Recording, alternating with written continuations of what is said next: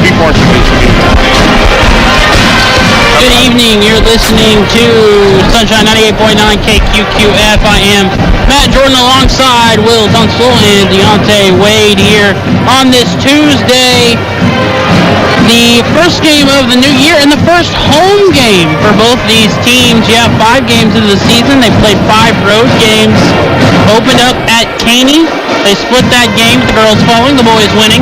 Then 3 games in the no-water tournament, both teams capturing the consolation championship, going 2-1 in that tournament, and then sweeping Pittsburgh right before the end of the new year. And now we are back in the new year as these teams get set to really get into league play. Second game of the league. The boys are 4-1. The girls, who are up first, are 3-2. Have a good chance to move on to 2-0 tonight. Both teams in league play. Rest of the season, you don't no really breaks. You've just taken about a 2.5 week break, and now you're in full season. How important is it to not come out of the gate slow after that big time off, Will? I think it's very important. Whoever usually hits first coming out of break sets themselves up for a good conference run. Our girls should be ready to go. They've had a nice long break. Good practice time to iron out the kinks and see what they got. Yeah, it's interesting to see. It's going to be interesting to see how they respond up both teams. It's kind of different. I've never been in a situation taking a couple weeks off, then play some games, then take weeks off, then play some more games. But defense travels, so if they come out and play defense up to their levels, that'll lead to easy baskets, give some confidence, and then get them rolling. So see how both our coaches respond and how these kids respond. And hopefully it's a great night for us. Well, and what a game to kick off the. You're not going to be sleeping against Indy. County rival. It's a big game no matter what. And, these two teams know each other very well. These students know each other very well. A lot of them are friends. A lot of them play with each other out of school, and some of them even played with each other. You got transfers and all that stuff. So it's a great game to start the new year because you're going to be ready to play a rival. Yeah, rivalry games are always big in conference play. Anybody can have one game and look like Michael Jordan, or your superstar can come out here and lay an egg. But I think our girls should have their emotions in check, and they should handle it pretty well.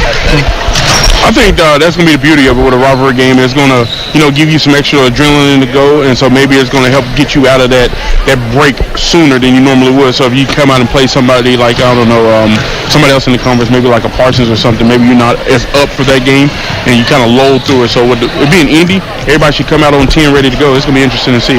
Looking at this team, they played 2 games, the first 2 games of the season, running. They didn't really have an identity offensively or defensively. They kind of were going out playing, seeing how things kind of felt, and then got into that. Got beat by Fairland in that first game of the no-water tournament, and then they went back to the drawing board. They completely revamped the offense, completely revamped the defense, and they haven't lost since then. And a lot of that is part to kind of the almost waking up of Aaron Lopez. Aaron started out the gates really slow, had some opportunities, but just wasn't hitting shots down low in transition. But over those course of that 3-game win streak, they're forcing turnovers, and then they're finding Aaron or Kaylin or Brooklyn in transition, and they're making the most turnovers leading to points. And I think that's the best way this team needs to play. They're not a half-court team. They're up the court. They score on you fast. The shot clock doesn't matter because in a blink of an eye, they've got a layup or they've got a 3. Yeah, these ladies should be very well. They should be ready to go. I like the tempo that they play with the last couple of games. I mean, once they picked it up, they've probably been averaging 50 points a game and just running teams off the floor. And that's kind of the way the ladies are playing, the way the boys are playing too, is kind of what I've always thought we should be as a basketball program, is up and down the court, and like let our horses run. I would assume Coach Coos and his staff had a conversation with some of them like, let's go, and kind of woke them up. And it's just nice to see that, hey, we can run, we can control the ball, we can handle the ball, we can make our layups, we can make free throws. And so, if they keep playing at that pace, we probably run Indy out the gym tonight. Yeah, Shay and I were having a conversation today, kind of getting ready for the games to start, and he was who's the team to beat this year? Talking both sides, both girls and boys, and of course we bring up Labette always Fort Scott, but I think right after that, Coffeyville could put themselves right into that third place, and they got a good chance, next week to face those two teams. But big matchup tonight against Indy, and then the boys, which we'll get more into later, but.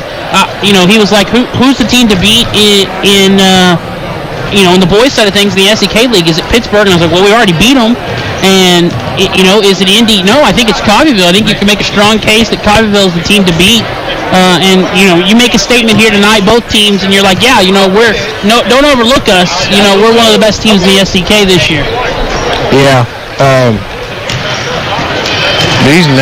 Just looking at the girls, these next 4 games, you go Independence home, Parsons at Chanute, at Parsons, and then Fort Scott at home.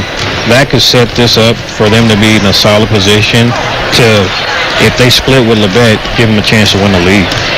And here the thing is about it is, it's sports at the end of the day, so you never know what's going to happen. If you play all those teams close, the Fort Scotts and the Labettes, if you play them close, you never know what's going to happen at the end of the half. They pucker up, things get intense, you get out of there with one. If you can, like Will said, if you can come away with a win or 2 out of those and split with those 2 teams, that is going to be amazing for our girls. They should go into that with a 4-shot game on a 4-game winning streak or 3-game winning streak, and out of the break. And then, what happens at that point. But take it 1 game at a time, handle your business, do what you're supposed to do, and then when you get to Fort Scott, hey, just play some basketball. Yeah, the next 4-game stretch before we get into that late January tournament, mid-season kind of tournament, I think is a real good chance for both teams to set the tone. So we'll go ahead and take a break. 515-4409. Dusty's, your key to getting back in. The same familiar face with the merger is now bigger, and there's even more to love. Solutions North Bank will be able to offer more banking products and services to fit your individual needs. Stop by and say hello, and check out SMB's options at the newest Solutions North Bank location in Coffeyville, formerly Community State Bank. Come experience the SMB way. Member FDIC.